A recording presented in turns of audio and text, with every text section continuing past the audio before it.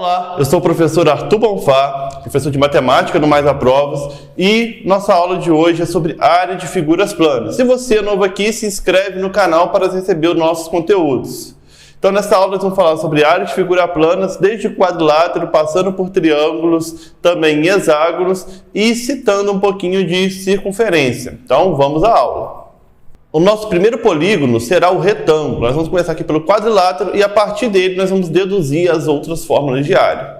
Nós temos como base que no retângulo a área dele é simplesmente a base vezes a altura. Então se eu tenho um triângulo, um retângulo, eu pego a base, o comprimento da base e multiplico pela altura.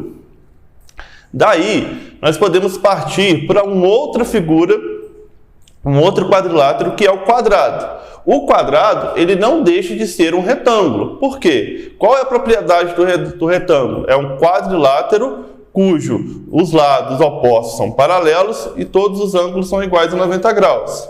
E isso acontece no quadrado. Só que no quadrado a gente tem um critério a mais. Que critério é esse? Todos os lados serem iguais. Então, se no retângulo a área é base vezes altura, no quadrado, onde todos os lados são iguais a L, eu posso falar que a base mede L e que a altura mede L também. E L vezes L é L ao quadrado.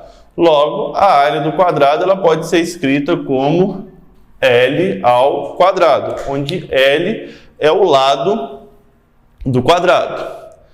Partindo para outro quadrilátero, outro paralelogramo, nós vamos para o paralelogramo propriamente dito. Nós podemos observar no slide, olha, que a primeira figura, nós temos o paralelogramo, como nós estamos acostumados a ver, e nós temos ali uma base B e uma altura H. Repare que eu destaquei nele um triângulozinho roxo, e eu desloquei esse triângulo roxo para o outro lado do paralelogramo. Podemos reparar que ele completou ali como se fosse um retângulo. E a área é a mesma, porque se eu desloquei uma área para outro local na figura, eu não modifiquei a área da figura, eu apenas desloquei. Então, como com esse deslocamento nós formamos um retângulo, nós podemos dizer que a fórmula da área do paralelogramo é a mesma fórmula da área do retângulo.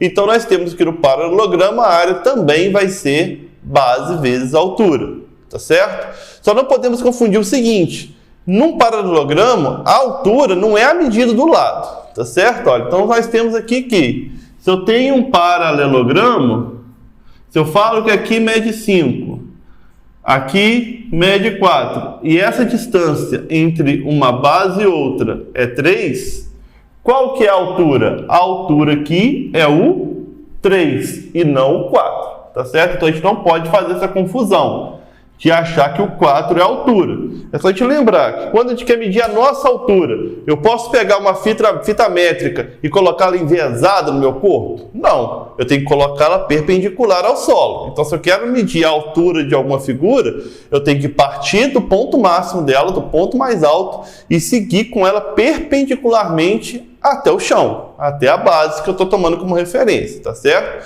Então, voltando, a área do paralelogramo também vai ser base vezes altura. A partir da área do paralelogramo, nós podemos definir a área do triângulo de uma forma bem simples. Olha só, vamos seguir o raciocínio para vocês entenderem como que é simples deduzir a área de um triângulo.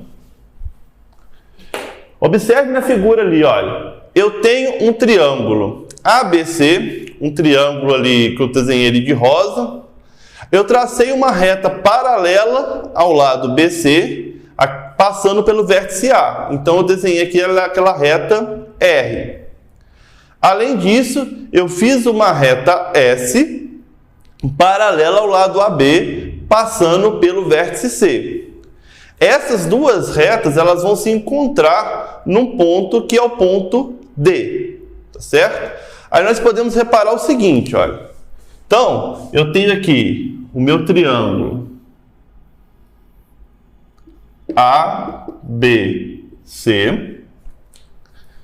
Fiz aqui uma paralela a BC passando por A, chamei de R, e uma paralela a AB passando por C, que eu chamei de S. E elas se encontram aqui no ponto D. Repare o seguinte, ABCD é um paralelogramo. E é um paralelogramo cujo AB é a base desse paralelogramo e CD é o outro lado do paralelogramo. Vai ser a altura? Não. A altura é a distância entre C e a reta E. No caso, a menor distância. Eu tenho aqui a altura. Além disso, olha, podemos lembrar um pouquinho de semelhança de triângulos. Observe o seguinte, esse ângulo B, ele vai ser igual a este ângulo D. Por quê? É um paralelogramo, ângulos opostos são iguais, tá certo? Por outro lado, essa reta AC eu posso considerar que é uma transversal entre o lado BC e a reta R. Então, este ângulo C, ele é alterno interno com esse ângulozinho que eu acabei de marcar aqui. Então, eles possuem o mesmo valor. Vou colocar ele como dois arcos para a gente perceber que eles são iguais. Além disso, eu tenho que este ângulo aqui vai ser igual a esse. Simplesmente pela soma dos ângulos internos de um triângulo. Se esses dois são iguais, esse terceiro também vai ser, tá certo? Nem precisaria destacar esse terceiro, mas só deixando bem claro. E como é um paralelogramo, BC é igual a AD. Então, por ângulo lado ângulo, esse triângulo ABC é semelhante ao triângulo ACD. Logo, se eu quero a área do triângulo ABC, ela vai ser a metade da área do paralelogramo. Só que a área do paralelogramo é, chamando BC de base, e eu já tenho a altura estipulada aqui, é base vezes altura. Se o triângulo é a metade, vai ser base vezes altura dividido por 2. Como a gente pode observar no próximo slide ali, olha, a área do triângulo ABC é base vezes altura dividido por 2. Professor, eu posso simplesmente decorar essa fórmula? Sim, pode simplesmente decorar a fórmula. Mas, no esquecimento, você pode deduzir ela a partir de uma fórmula mais simples, que é a fórmula do paralelogramo. Você pode pensar até no quadrado ou no retângulo. Retângulo, base vezes altura. Divide o retângulo no meio, você vai ter um triângulo. Base vezes altura dividido por 2. No caso, eu fiz com paralelogramo porque fica uma forma mais geral. Então, fica uma coisa mais matematicamente correta. Tá certo? A partir da fórmula do triângulo, olha, eu destaquei aqui para vocês o triângulo equilátero. A gente pode destacar fórmulas especiais para o triângulo equilátero. A gente pode destacar uma fórmula especial para altura e uma fórmula especial para área. Tá certo? Então, olha, a altura é L raiz de 3 sobre 2, onde o L é o lado do triângulo equilátero. Lembrando, o triângulo equilátero é aquele triângulo que possui os 3 lados iguais. E a área vai ser L ao quadrado raiz de 3 sobre 4. Tomar cuidado para não confundir uma fórmula com a outra. Olha, elas são muito parecidas. Você tem L raiz de 3 sobre 2 e L ao quadrado raiz de 3 sobre 4. Tem muito aluno que confunde ali, coloca a altura como sobre 4, coloca a área como sobre 2. Então a gente tem que tomar cuidado para não confundir uma fórmula com a outra. Neste caso, olha, de onde vêm essas fórmulas? De onde eu posso dizer que essas fórmulas veio? Ano passado, quando vocês estavam no 9º ano, vocês estudaram um teorema chamado Teorema de Pitágoras, que é um teorema que diz o seguinte: se eu tenho um triângulo retângulo de catetos C e B e hipotenusa A gente pode dizer que A ao quadrado é igual a B ao quadrado mais C ao quadrado. Agora repare o seguinte, no triângulo equilátero, vamos fingir que esse triângulo é equilátero, vamos tomar ele como equilátero aqui, nós podemos dizer que quando eu desço essa altura, ela divide este lado de baixo em duas partes iguais. Então eu vou ter aqui L sobre 2, L sobre 2. Ok? E eu tenho aqui a altura. Se eu aplicar Pitágoras desse lado aqui, olha, observando este triângulo, essa metadinha, eu posso dizer que aí os catetos são H e L sobre 2. Então, H ao quadrado mais L sobre 2 ao quadrado é igual a L ao quadrado, que é a hipotenusa. Resolvendo isso aqui, nós vamos ter que H ao quadrado mais L ao quadrado sobre 4 é igual a L ao quadrado. Tirando o mínimo múltiplo comum aqui da galera toda, é 4, vai ficar 4H ao quadrado mais L ao quadrado é igual a 4L ao quadrado. Passando esse L ao quadrado para o outro lado, já posso sumir com essa fração, nós vamos ter que 4H ao quadrado é igual a L ao quadrado negativo mais 4L ao quadrado. Então, 4H ao quadrado é igual a 3L ao quadrado. H ao quadrado é igual a 3L ao quadrado sobre 4. Passando o quadrado em forma de raiz, não preciso colocar mais ou menos raiz, porque a gente está mexendo com geometria. Se H é uma distância, com certeza é positivo. Vai ser a raiz quadrada de 3L ao quadrado sobre 4. Aí a gente vai tirando quem dá para tirar da raiz. Raiz quadrada de L ao quadrado é L, raiz quadrada de 4 é 2, o 3 não deu para tirar, ficou lá dentro. Então, olha, a altura é L raiz de 3 sobre 2. E como é que eu vou achar a área? Se a altura é L raiz de 3 sobre 2 e a minha base aqui é L, eu posso dizer, como é um triângulo, que a área vai ser a base vezes a altura dividido por 2. Bom, mas quem que é a base? A base vai ser L vezes a altura L raiz de 3 sobre 2, tudo isso sobre 2.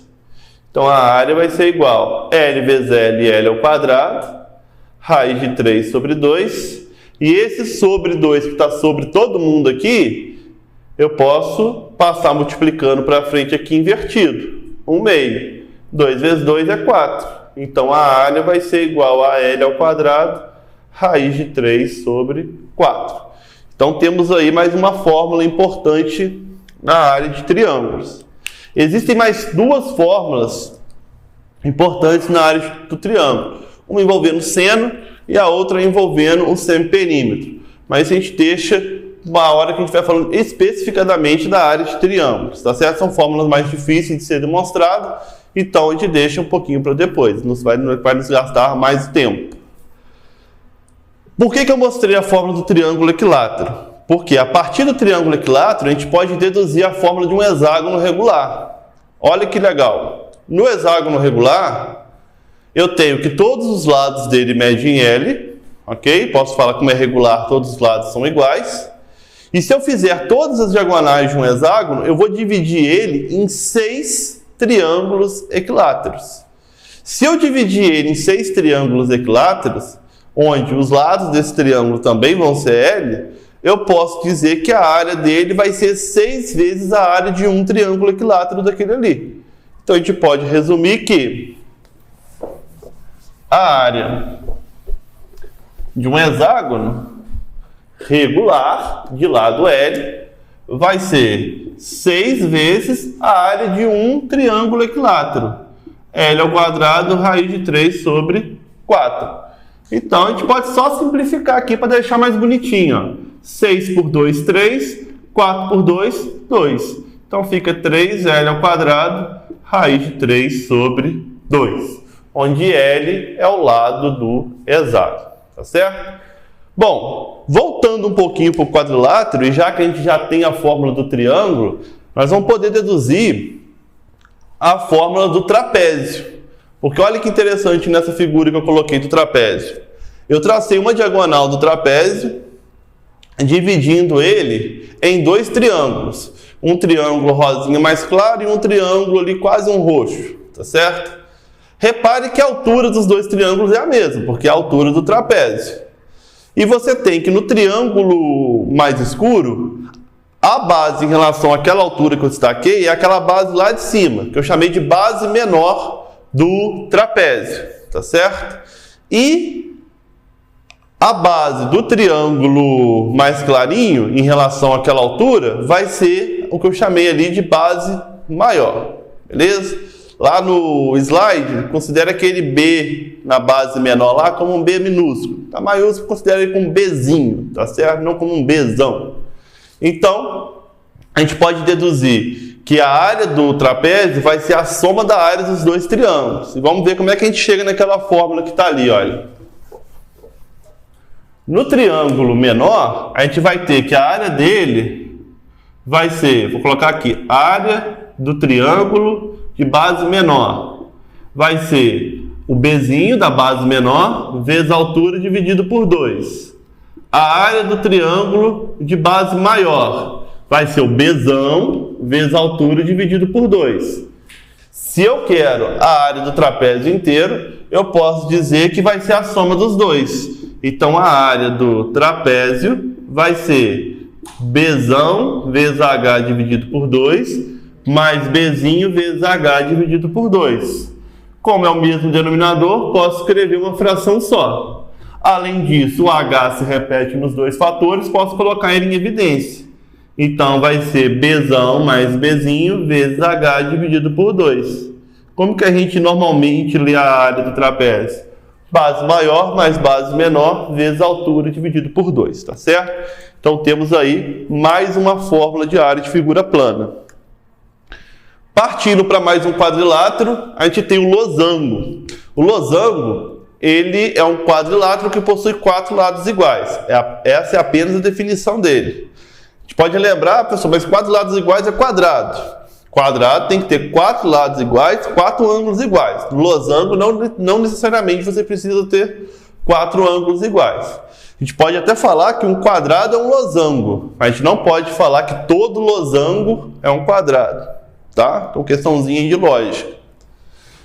Como que a gente chega naquela fórmula do losango? Olha, o losango, vamos fingir aqui que é tipo uma pipa, né?